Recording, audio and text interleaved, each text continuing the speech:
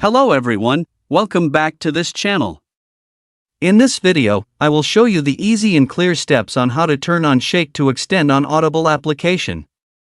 So how to turn on Shake to Extend on Audible application. Make sure you keep watching this video until the end. Let's get started right away. Firstly, open the Audible app on your Android device. This is the initial screen of the Audible app. Next, tap the profile icon at the bottom left.